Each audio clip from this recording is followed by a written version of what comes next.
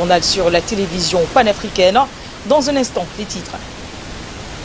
Au Sénégal, présidentielle, pluie de réactions après l'annonce de Macky Sall de ne pas briguer un troisième mandat. Sur le plan international et même local, le ton général est aux félicitations venant des chefs d'institution qui saluent la bravoure du président sénégalais. À suivre dans ce journal, la réaction de l'opposition qui a décidé de rester sur ses gardes. Et puis en France, Guillaume Soro dans deux sales draps. L'ancien Premier ministre du gouvernement d'Alassane Ouattara est accusé d'être le commanditaire de l'enlèvement, de l'assassinat d'Ibrahim Koulibaly, un ex-chef rebelle ivoirien. Mesdames, Messieurs, c'est tout pour la vitrine. Une fois de plus, bonsoir et bienvenue au Grand Journal sur la télévision panafricaine.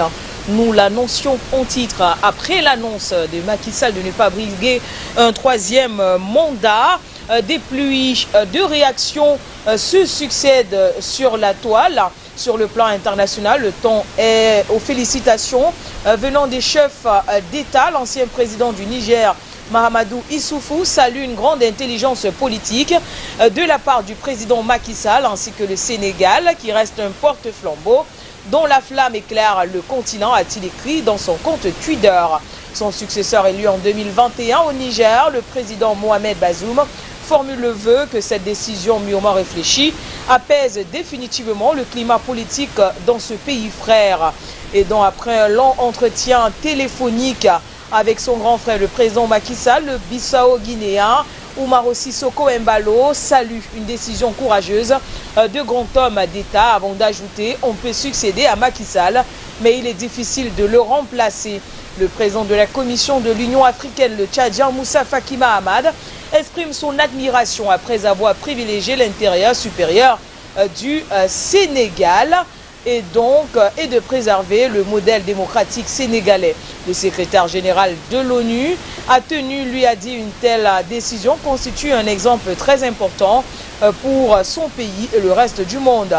Dans ce concert d'éloges, le Congolais Martin Fayoulou, candidat malheureux à la présidentielle en RDC en 2018, veut croire à une source d'espoir pour ce pays en cette année d'élection présidentielle, notamment la RDC. Puis ce discours de haute portée politique et symbolique inspirait tous les leaders africains. Nous, Congolais, devons méditer de cet acte historique empreint de courage, de lucidité, d'éthique, de dignité et de patriotisme. La star internationale de la chanson, homme d'affaires et politique sénégalais Youssou N'Dour a affirmé un président de la République qui organisera sans y participer l'élection de son successeur. Ce sera une première dans notre histoire commune. Un très grand président tu l'es, un chef d'État comparable tu le resteras, a-t-il écrit sur son compte Twitter. Et voilà donc les différentes réactions des chefs d'institutions après l'annonce de Macky Sall de ne pas briguer un troisième mandat du côté du Sénégal. Et donc l'opposition sénégalaise, elle également, s'est exprimée. Notre son de cloche a donc accompagné l'annonce de la non-candidature de Macky Sall. Et donc Aminata Touré, ex-ministre du gouvernement de Macky Sall, qui avait démissionné il y a de cela quelques mois, a exigé du président qu'une enquête soit mise sur pied pour déterminer les commanditaires des tueries, notamment l'enquête des 16 personnes tuées. Je vous propose d'écouter cet extrait d'Aminata Touré, qui elle était ancien Premier ministre sous l'ère bien sûr Macky Sall et qui a décidé de rejoindre l'opposition. On l'écoute. maa ngi leen di nuyu vraiment di sargal sunu jeunesse bi, di sargal sunu diaspora bi, di sargal tous les démocrates du Sénégal ndax tey bu président Macky Sall mujjee nag li tubaab naan jeter l'éponge maanaam nangu ne mënta def troisième mandat ndax constitution bi mayu ko dafa fekk mu am ñu amoon taxawaay bi war muy fii ci Sénégal góor ñi jigéen ñi mais surtout notre jeunesse ak diaspora bi ñoom lay njëkk a sargal ci maanaam jéego bii nga xam ne mooy première victoire bi nga xam ne am nañu ko di aussi vraiment féliciter aussi les journalistes parce que journalistes yi aussi indi nañ ci vraiment contribution bu am solo jàpp nañ leen ci sonal leen ci tëj ab télévision lëmm donc ñoom ñëpp vraiment lii aussi jéego bii nga xam ne tax na président Macky Sall bàyyi li mu bëggoon a def mooy 3e mandat bi ñoom seen loxo ñoom ñëpp ñu ngi ci biir donc ñu ngi leen ci ndokkeel di leen sargal waaye nag yëf yi jeexul ndax il faut que président Macky Sall aussi bàyyi ñëpp doon ay candidats maanaam candidature inclusive ñëpp mën a bokk bu ko defee bu doon élection yoo xam ne sénégalais yi dinañ déglu programme yi tànn ki nga xam ne moom la ñu bëgg mu jiite leen. war nañu aussi taxaw mobiliser pour que xale yi nga xam ne ñu ngi ci kaso bi ñu libérer leen ñoom ñëpp et puis aussi président Macky Sall ñu indi ko ba mu mën a leeral li nga xam ne mooy xale yi ñu jot a boom te fukk ak juróom-benn ñàkk ci seen bakkan loolu commission d'enquête bi nga xam ne newoon na ne dana ko teg moom la ñuy xaar très rapidement pour ñu wax ni xale yooyu ñana leen rey ak ñana santaane ñu rey leen ba noppi nag moom it mu ëlbateku jël ay dispositions pour que ñu am élection yu mucc ayib élection yu transparente kon nag maa ngi ndokkale tous les démocrates voilà tous ceux qui ont résisté ba ñu indi ndam lii waaye jeexagul tey la ñu war a gën a mobiliser wu ni ma ko waxee pour que président Macky Sall bañ a doon ki nga xam ne mooy tànn ay candidats am bàyyi ñëpp bokk ñu am élection yu libre mu libéré xale yi bu ko defee démocratie Sénégal continuer yoonam continuer gën a dëgër continuer gën a law vraiment loolu moo doon message bi nga xam ne bëggoon naa ko bokk ak yéen. Voilà, c'était donc la réaction d'Aminata Touré, ex-première ministre du Sénégal, qui elle avait décidé donc de rejoindre l'opposition, pensant bien sûr que Macky Sall allait briguer un 3e mandat. Et donc dans cet extrait que nous avons donc diffusé, elle exige du président Macky Sall de faire une enquête qui détermine donc les commanditaires des tueries des 16 personnes. C'était donc lors du procès voilà, qui a condamné l'opposant Ousmane Sonko à 2 ans de prison ferme au début du mois de juin dernier. Nous l'annoncions également en titre en France, Guillaume Soro, dont de sales draps. Un juge d'instruction parisien a donc désigné pour enquêter sur l'assassinat en avril 2011 d'Ibrahim Koulibaly, un ex-chef rebelle ivoirien dans lequel sera impliqué l'ex-premier ministre Guillaume Soro et son entourage.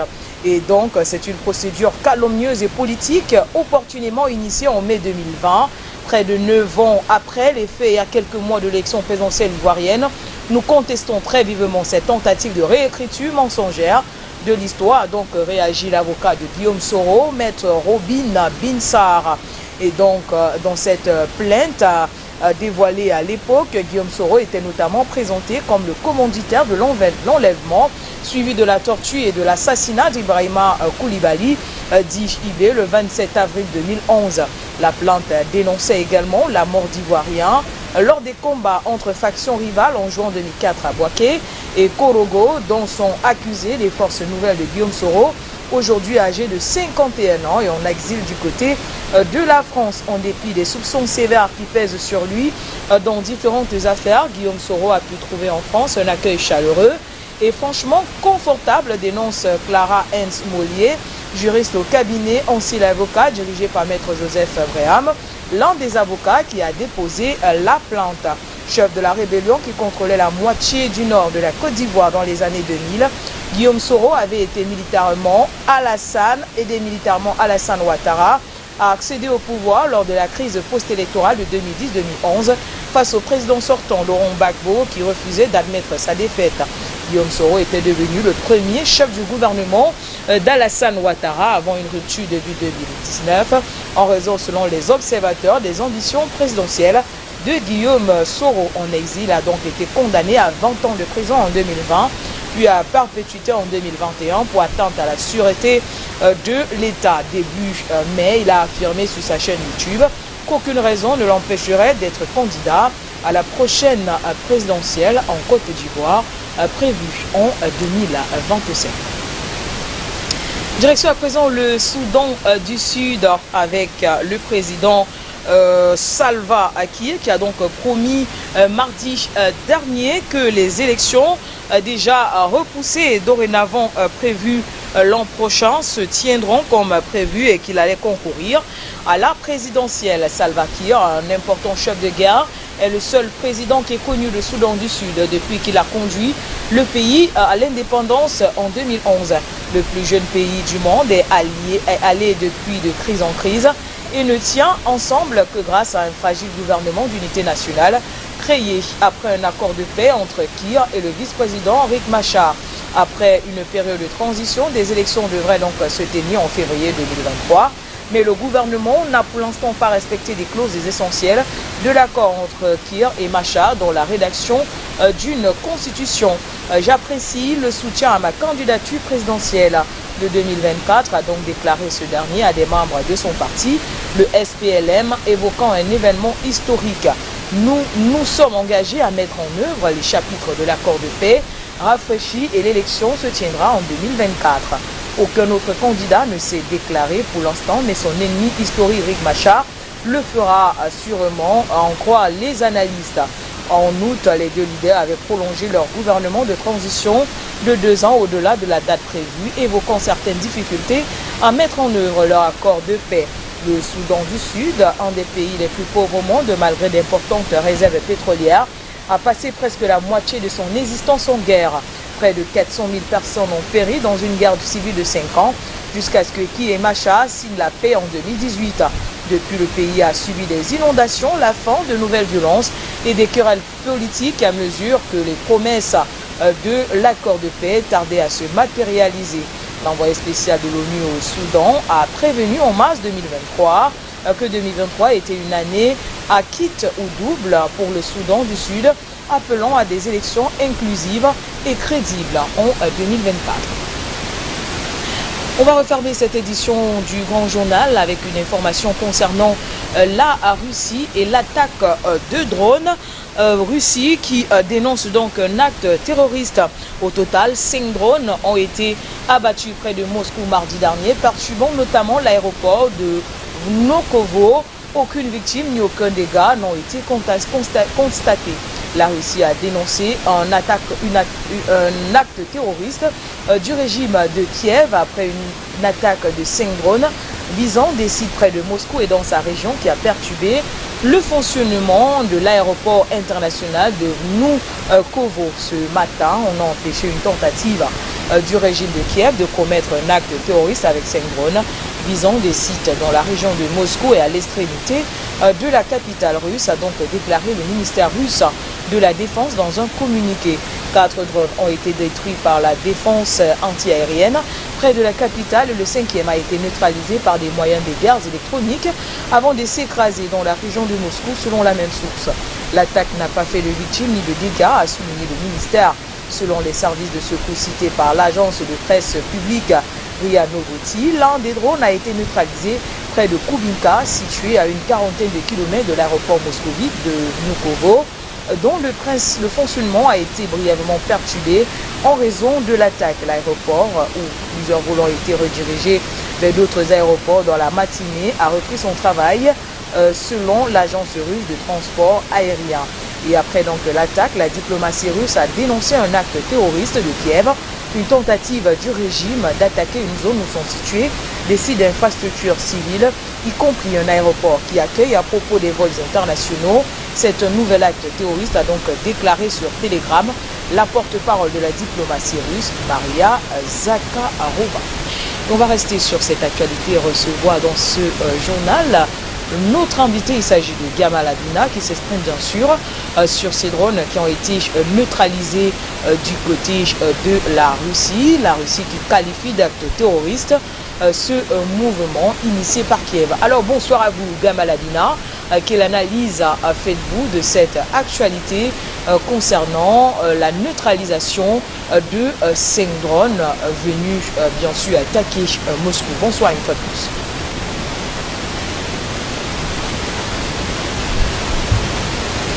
Bonjour, donc merci pour l'invitation pour commencer.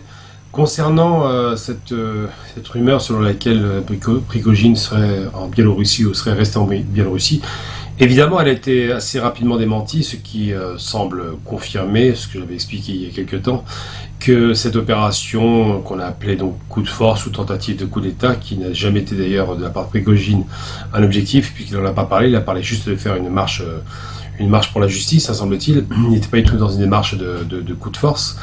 Eh bien, il semblerait qu'il soit à Moscou, ça semble confirmé par les autorités de Biélorussie, de la part de Loukachenko, qui est un homme qui dit quand même des choses assez sérieuses, et que les Russes ont confirmé de leur côté que Prigojine n'était d'abord pas poursuivi, puisque ce qui avait été intenté contre lui a été levé, évidemment, et surtout a récupéré son argent pour payer ces fameuses forces Wagner, et puis clairement, parce que si ça avait été un homme qui était à l'origine d'un coup de force, il aurait été passé par les armes, ou au minimum jeté en prison et jugé. Donc on se rend bien compte qu'aujourd'hui, la question de Prigojine comme étant un homme qui aurait tenté de prendre le pouvoir par la force ne tient pas la route. Mais une chose est certaine, c'est qu'aujourd'hui, eh bien, ça déconstruit complètement le récit occidental qui consiste à prétendre qu'il y aurait une tentative de coup d'État en Russie.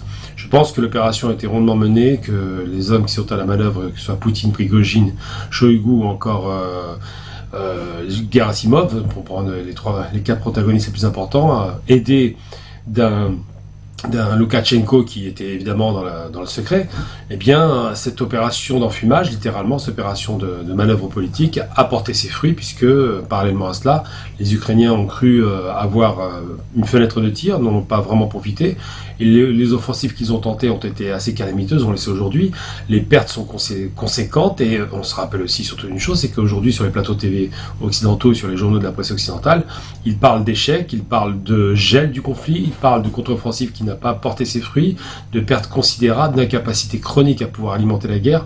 Bref, ils commencent à aller sur le chemin, sans doute, je pense, de négociations qui sont en train d'être en sous-main discutées à Washington.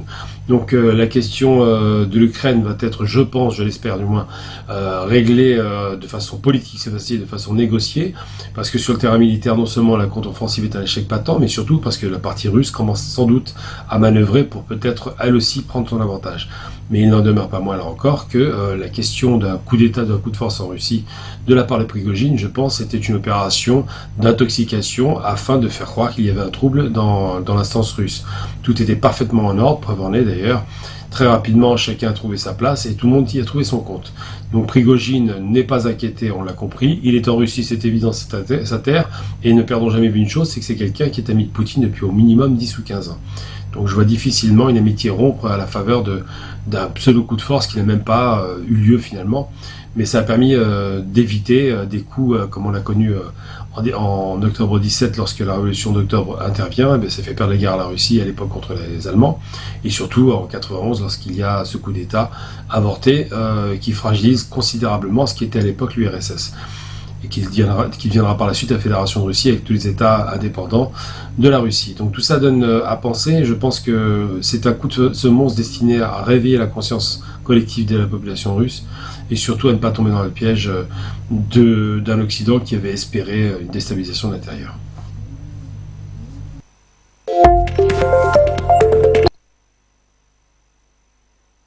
Sur Prigojine, on l'annonçait donc du côté de la Biélorussie, alors qu'il se trouverait bien sûr du côté de Moscou. Mais on revient vers vous pour que vous nous parliez voilà, de cette actualité concernant les 5 drones ukrainiens qui ont donc été neutralisés par Moscou. Moscou qui parle donc d'un acte terroriste. Alors quel commentaire est-ce que vous faites de cette actualité ?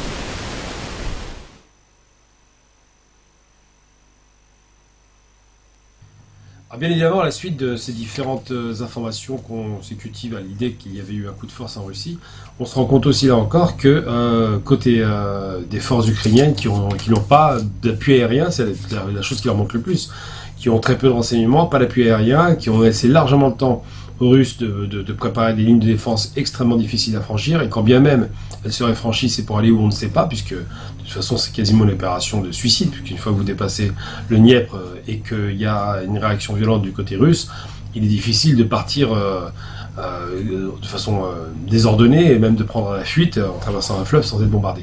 Donc le fait de ne pas avoir d'espace aérien interdit donc aux Ukrainiens d'espérer une quelconque victoire sur le terrain, si ce n'est peut-être de perdre beaucoup d'hommes et beaucoup de matériel. Par contre, on se rend compte que lorsque le rapport de force est largement disproportionné en faveur de la Russie, eh bien, ce qui reste aux Ukrainiens, c'est la dernière chance qu'ils ont, c'est simplement de tenter des coups de force par des actions qu'on qualifierait ici de terroristes. Qu'est-ce que c'est que des actions terroristes? C'est de faire sauter des bombes ciblées, certainement, des assassinats ciblés, mais des bombes tout de même, de faire sauter des bombes sur les ponts, d'attaquer avec des drones suicides des villes comme Moscou récemment, même si l'opération était un échec, et de tenter d'éliminer des personnels politiques du plus haut poids, en l'occurrence, ça vient d'être évoqué effectivement, en Crimée, le président de la Crimée. Pourquoi? Parce que la symbolique serait plus forte et l'impact sans doute faible, mais dans tous les cas de figure, une façon de dire que puisqu'on n'est pas capable de gagner sur le terrain militaire, on peut gagner sur le terrain des actions, des coups tordus, comme on dit, des actions terroristes, des assassinats ciblés, des volontés de déstabiliser par le haut. Alors évidemment, ça ne portera pas, déjà ça n'a pas abouti, puisque les forces de sécurité russes ont fait le travail, et sont très bien renseignés, parce que la question ukrainienne, c'est pas simplement que la Russie puisse être trahie par les Ukrainiens, évidemment, des Ukrainiens pro-russes, mais c'est que les Ukrainiens peuvent être trahis par des Ukrainiens pro-russes aussi de l'autre côté. Donc il y a les pro-ukrainiens d'un côté et les pro-russes de l'autre, et que les trahisons sont possibles des deux côtés. Le rapport de force étant très défavorable à l'Ukraine, qui est donc aujourd'hui incapable d'aligner plus de 150 000 hommes sur le terrain du combat, passe par des opérations déguisées, des opérations un peu en sous-main, des opérations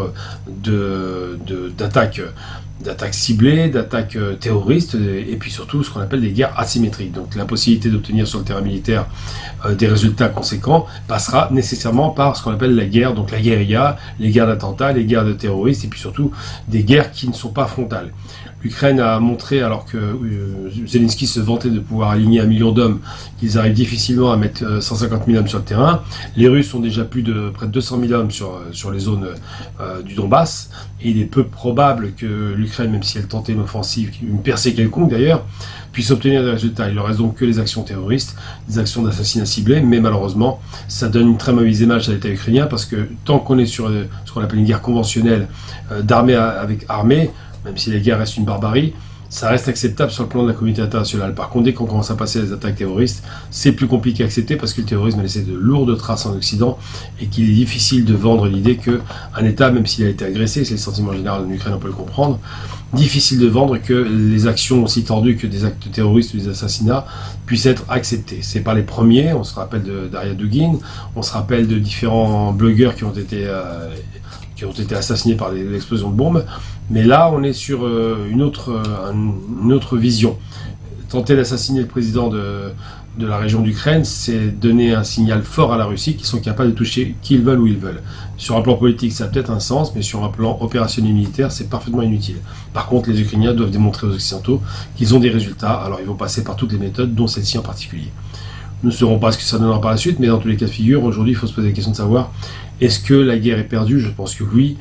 Est-ce que les Ukrainiens sont obligés de passer par d'autres méthodes parce que le frontal c'est plus possible? Oui.